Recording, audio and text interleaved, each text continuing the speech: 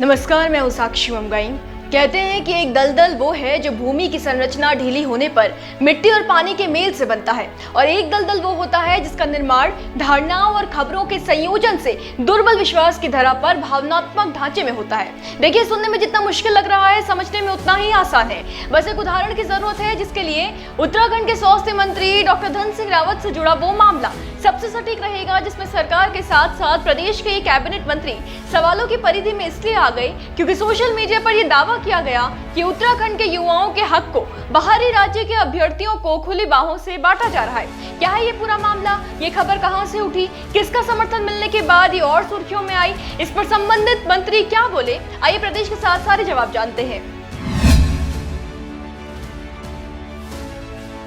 दरअसल कुछ दिनों पहले सोशल मीडिया पर कुछ खबरें तैर रही थी। इनमें दावा किया गया कि उत्तराखंड में जो नर्सिंग अधिकारियों के पद भरे जाने हैं, उनमें उत्तराखंड के स्थानीय युवाओं के रोजगार की आवश्यकताओं को नजरअंदाज करते हुए दूसरे राज्य के लोगों को नौकरी लगाने का रास्ता साफ किया जा रहा है। इस खबर को सुनने के बाद प्रदेश के लोगों का गुस्सा 7वें आसमान पर पहुंच गया, खासकर तब जब एक राजनीतिक दल ने इसी ओर इशारा करते हुए एक पोस्ट रिट्वीट किया और उस पर लिखा कि मुख्यमंत्री धामी का एजेंडा उत्तराखंडियों को यहां से बाहर भगाओ, बाहर वालों को यहां लाकर नौकरी दिलवाओ का है। बताएं कि निशाना साधने वाली यूकेडी यानी कि उत्तराखंड क्रांति दल है।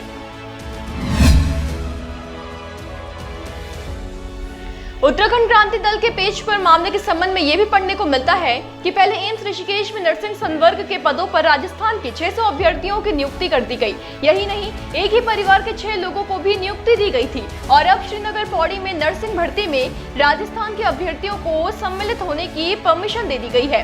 देखिए, सोशल मीडिया पर चली इन खबरों के बाद सरकार और स्वास्थ्य मंत्री डॉक्टर धन सिंह रावत को लेकर लोगों में उबाल देखने को मिला, जो कि जायज था। भले सुराखों से अलंकृत अपने घड़े से दूसरे की भूमि की सिंचाई होते देख कोई भी हरियाली का इच्छुक सवाल कैसे न उठाए। यही हुआ, सवाल उठाए गए, जिसका जवाब खुद मंत्री धन सिंह रावत ने दिया है। अन्य राज्यों के नर्सिंग अभ्यर्थियों की भर्ती का मामला सुर्खियों में आते ही उत्तराखंड के स्वास्थ्य मंत्री धन सिंह रावत जवाब लेकर हाजिर हुए। स्वास्थ्य मंत्री ने कहा कि सोशल मीडिया पर कुछ लोग नर्सिंग अधिकारियों की भर्ती को लेकर तथ्यहीन बयानबाजी कर रहे हैं, जबकि नर्सिंग अधिकारी भर्ती की नियमावली में इस बात का जिक्र है कि उत्तराखंड के स्थायी निवास प्रमाण पत्र धारक अभ्यर्थियों के लिए ही आवेदन करने की व्यवस्था है। ऐसे में इस नियमावली में अलग किसी भी अभ्यर्थी का चयन नहीं किया जा सकता। साथ ही स्वास्थ्य मंत्री ने कहा कि राज्य सरकार ने निर्णय लिया है कि नर्सिंग अधिकारियों की भर्ती वर्षवार की जाएगी, जिसकी जिम्मेदारी उत्तराखंड चिकित्सा सेवा चयन बोर्ड को दी गई है। तो एक तरीके से धन सिंह रावत ने तमाम खबरों का खंडन, आरोपों को सिरे से नकारते हुए उत्तराखंड के अभ्यर्थियों को यह भरोसा दिलाया कि सोशल मीडिया पर तैर रही खबरें कुछ न होकर सिर्फ तथ्यहीन है, इनमें कोई सच्चाई नहीं।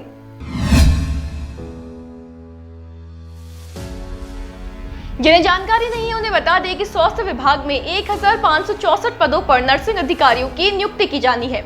स्वास्थ्य मंत्री के मुताबिक तो इन पदों पर नर्सिंग अधिकारी सेवा नियमावली के अनुरूप ही भर्ती होगी, यानी कि उत्तराखंड राज्य के स्थायी निवास प्रमाण पत्र धारक अभ्यर्थी को ही आवेदन करने की व्यवस्था है। तो किसी भी तरीके से नियमावली के विपरीत जाकर भर्तियां अन्य राज्यों के अभ्यर्थियों को नहीं दी जा सकती। अगर ऐसा है तो ये कहा जा सकता है कि ये व्यवस्था उन खबरों और उन संशयों पर विराम लगाती है जिनके कारण सरकार और स्वास्थ्य मंत्री सवालों में घिरे थे। हाँ, ये बात अलग है कि यहाँ समझने जैसा ये है कि हो ना हो प्रदेश के तंत्र पर यकीन बीते कुछ समय से इतना कम हो गया है कि इसके चलते ऐसी खबरों को बल मिला है।